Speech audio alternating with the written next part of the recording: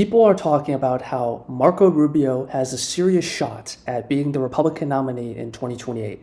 A lot of people are attesting this to the State of the Union address, where Donald Trump basically kind of pointed at Marco Rubio and gave him the head nod to run in 2028. A lot of people are speculating about it. They're saying all this crazy stuff on Twitter. And honestly, folks, I think it's hearsay. But still, I think we should seriously take a look at Marco Rubio and see how he would do in a general election. And I figure as of 2026, it seems that Gavin Newsom is likely going to be the Democrat nominee. So for this prediction, we're going to do Marco Rubio versus Gavin Newsom. Now, when looking at the map, we do have to see that Gavin Newsom would probably do really well on the West Coast and the East Coast. We know that Marco Rubio is going to do good in the center of the country. But that's beside the point. Republicans and Democrats have their strengths and weaknesses. Today, I want to look at both candidates and see how they actually would fare in a general election. So without further ado, we're going to start with the safe Democrat states. These are the states that are voting Democrat no matter what. If you nuke them, the entire West Coast,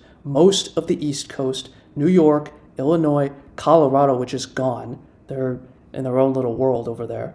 And Maine's 1st congressional district, safe for the Democrats. If you nuke them, they're going Democrat. As for the Republicans, you have the Great Plains states. You have North and South Dakota. You've got Nebraska at large, except the 2nd congressional district. You have Alaska. Texas, yes, is going Republican. It's not going to go Democrat this cycle. I promise you that. Indiana, South Carolina, Florida, all safe for the Republicans, and Maine's 2nd congressional district. So as you can see, most of the country is already predetermined to vote either Republican or Democrat. I think Republicans have a pretty solid lead at 202 electoral votes. That seems to be their firewall no matter what. And at this point, I think we should talk about the likely states, because we are faced with a unique situation with this election, which is that both candidates are both establishmentarian in their own sense. And remember, in 2016, Trump and Marco were not necessarily on best terms. If you all remember, Trump called Marco Rubio Little Marco, and Marco made fun of his hand sizes and so on and so forth. It's all this gobbledygook, and it's irrelevant to today's political climate, but it is interesting that Trump and Rubio are now friends again. But anyways, looking at this map, in terms of the likely Democrat states, these are states that would vote for Gavin Newsom from anywhere from 5 to 10 percentage points. I think it would be a little bit closer than last time. I do think that Minnesota would be likely Democrat. They've fallen off a cliff. They're going to vote Democrat till the end of time. Same thing with New Mexico, although I do think that Marco Rubio would improve in the state of New Mexico. I do think he would have some Hispanic appeal, given that he's Cuban.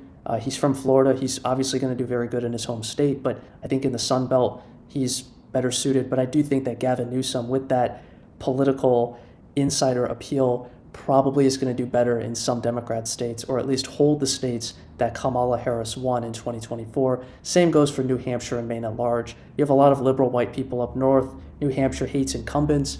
It voted for Biden by 8 points in 2020. It almost voted for Trump. It voted for Harris by 3 points in 2024. So it's definitely going to be more in favor of Gavin Newsom in 2028, if he is the nominee, that is. Looking at the map, that's really it for the likely Democrat states. And now we have to talk about the likely Republican states. And realistically, in this map, the only likely Republican state that I can see potentially would be Ohio. And I know a lot of people are going to say, how can you say Ohio is a likely Republican state when Trump won it by almost 15 points?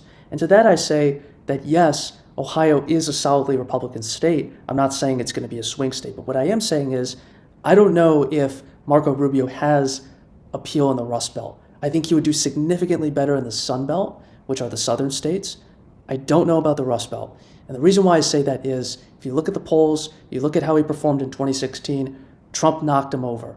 And this is important because Trump is a unique candidate, or he was a unique candidate in the sense he had that Rust Belt rural ancestral Democrat appeal. I don't know if Marco Rubio has that. Well, we'd have to see him on the campaign trail. We'd have to see him on the debate stage. I'm willing to rescind that comment. But as of right now, Ohio would probably vote for Marco Rubio 8 points. So it would still happily go Republican. It just wouldn't be a 10 or 12 point victory like we saw in previous elections. That's the only likely Republican state that I really see on this map.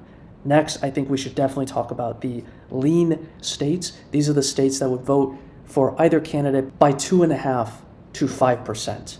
And looking at this map, realistically, the only state that could really be a lean Democrat state for Gavin Newsom would be the state of Virginia. And this is where Marco Rubio's political insider appeal works to his advantage, because he's not an outsider. He is someone who's been in Washington, D.C. for a long time. He's been in government. I do think there would be some appeal for Marco Rubio in Virginia. I don't think he could win it. I'm not saying Virginia is a swing state. I think we're still a few cycles away from that happening. But I do believe that Virginia could be closer this election. It could be a 4-point win for Gavin Newsom. I don't know if he has that East Coast appeal. He likely doesn't, which would help in a state like Virginia. So it is going to get closer, but I don't think it would be enough to necessarily vote for the Republicans. The other lean electoral vote would be Nebraska's 2nd congressional district. This used to be a Republican area. It has shifted a lot in recent elections. It voted for Biden. It voted for Harris. I think it voted for Obama the first time in 2008. Oddly enough, you do have a Republican representing this district, Don Bacon, and he's not really a MAGA Republican. He's definitely more of a rhino, but a Republican can perform well in Nebraska's 2nd congressional district. I don't think it would be enough to win, though. It has shifted pretty liberal in recent years, but Gavin Newsom probably holds on 3 to 4%. Now, for the lean Republican states, it's going to be a different story.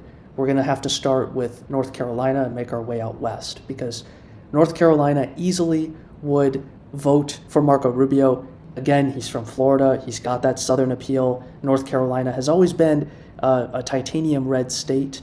It's one of those states that just, even though it's been close at the presidential level, it'll always vote Republican. It could get closer in the distant future, but for right now, it's in a pretty good spot to vote Republican. I could see Marco Rubio winning North Carolina by 2.5%, maybe 2.7%. Certainly would be closer than Trump's win, but he would do good in the state of North Carolina. Moving on to Arizona, I could easily see Marco Rubio doing good in Arizona and Nevada. I think these two states are going to trend very similar. They're both swing states. They both represent the Southwest mountain states. And again, Marco Rubio, he would be able to pull through with the Hispanic vote. You also have to consider the notion that these two states border California. A lot of conservative Californians have moved to Nevada and Arizona, so that would certainly hurt Gavin Newsom in a general election. I could see Arizona voting 5 points for Marco Rubio, and probably Nevada going 4 points for Marco Rubio as well. Gavin Newsom is not popular in these states. A lot of the country hates California. We do have to remember that. But this would come down to turnout. People would be energized to turn out against Gavin Newsom in a general election in these two states. So already, looking at the map, Marco Rubio is at 252 electoral votes. Gavin Newsom is at 226 electoral votes. So really, it's going to come down to 4 states in 2028. Georgia, Pennsylvania, Michigan, and Wisconsin. To finish this out, we're going to go south to north and then make our way out west. We're going to finish off with Wisconsin. For starters, I think we do need to talk about the great state of Georgia, the Peach State. It was once a reliably Republican state for many years. Biden won it by the skin of his teeth in 2020, and now we see Georgia being more of a competitive state. Now, you do have a lot of Midwestern transplants. You have people from the Rust Belt, the East Coast, even the West Coast, all moving. The Atlanta suburbs have trended left off a cliff. This is hurting Republicans. Even though Marco Rubio is establishmentarian in his own sense, he probably could do well enough in the state of Georgia. He has that appeal to the ancestral Republicans and maybe even disaffected Republicans who didn't quite like Trump, but are still quote-unquote Republican, like the Mitt Romney or George Bush-style Republicans, while also keeping his appeal to the MAGA movement that Trump started. Georgia's going to be close.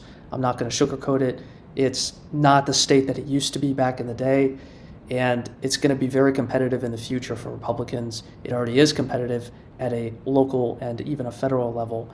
We'll have to watch it in the midterms this year, but Marco Rubio would win the state of Georgia. He probably would win it by 1.5%. It would be closer than 2024. People would turn out for Marco Rubio in a way that they wouldn't for Gavin Newsom, because Gavin Newsom is from that West Coast elite class. He doesn't really have that appeal to Southern Democrats, and for that reason, I think Georgia would go in the Republican column, although it would be closer than last time around. Now we're going to go up north to Pennsylvania. Now, Pennsylvania is a difficult state to predict. You do have a lot of Amish voters who actually saved the state in 2024, but you do have Philadelphia and Pittsburgh, and those two cities skew heavily for the Democrats. Now, Trump did good in 2024. He did have heavy appeal in the suburbs, which helped him to win the state. This time around, it might be difficult.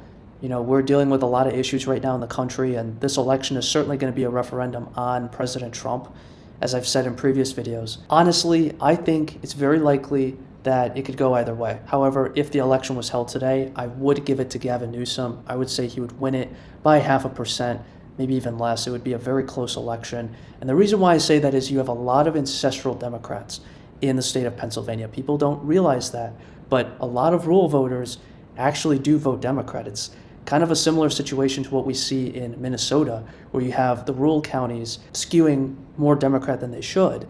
And what this does is it causes the state to be more left-leaning in addition to the cities. You could see that same effect in Pennsylvania. It would be just as easy for Marco Rubio to go out there, campaign a little bit better. Maybe he gets higher turnout. I do think turnout's going to be very important in the state of Pennsylvania. If Gavin Newsom drums up support in the cities, he's probably going to win Pennsylvania. If people stay home, Marco Rubio is probably going to win it. So it's really just a game of turnout. Republicans got to up their game if they want to keep Pennsylvania in 2028. But as of now, I'd say Gavin Newsom wins it. Now, going on to Michigan, it's a similar deal. It is a very left-leaning state. You do have a lot of ancestral Democrats. You've got the Detroit area, which has a lot of Democrats. I think it's one of the most liberal-leaning cities in the country. However, if you go just a little bit up north to Traverse City and certainly the Uper area, which is north of Wisconsin, it's blood red. So Michigan has gotten closer. Remember, folks, it voted for Obama by 17 points in 2008. I don't think Gavin Newsom has the same appeal Barack Obama did, but Michigan, as we know, is a swing state. It is in the Rust Belt. I just don't see Marco Rubio having that Rust Belt appeal. I think he's more suited towards ancestral Republicans. I don't know if the MAGA base would really come out for him, especially if Gavin Newsom chooses someone like Gretchen Whitmer, who has some popularity in the state. I'm going to have to give this to Gavin Newsom as well, unfortunately. I do believe that this could change, but Michigan, you've got a lot of Democrats. It would be a turnout game. That's what it is in the Rust Belt. So this is all going to come down to the great state of Wisconsin, America's dairyland. Wisconsin is the most favorable state for the Republicans in the Rust Belt. It is usually more conservative than Michigan or Pennsylvania. You do have a very large white working class population. It is a gun-friendly state. In terms of the issues, the legislature is pretty Republican in Wisconsin. I do think that of the Rust Belt trio, Marco Rubio is probably best suited to take the state of Wisconsin. You do have the Milwaukee area and the suburbs. I think Marco Rubio could absolutely have some suburban appeal, which would be great, but it is going to come down to turnout. If the city turns out, it could go either way. However, because Marco Rubio would have that Trump appeal as well, I do think there would be enough white working class Trump voters who would come out and deliver the state from Marco Rubio easily by less than 1%. It would be enough to give him those 10 electoral votes and hand him the election 278 for Marco Rubio to 260 for Gavin Newsom. Now, I don't think that Marco Rubio is going to be the Republican nominee in 2028. I think on the Republican ticket, we have a strong bench. There's a lot of good cabinet members. J.D. Vance certainly is the favorite still. But it does beg the question, if Marco Rubio ran, what his strengths and weaknesses would be. And I hope I outlined this for you guys in this video. If you haven't already, please like, comment, and subscribe. Hit the notification bell so you don't miss another video. And until next time, the Political Agent out.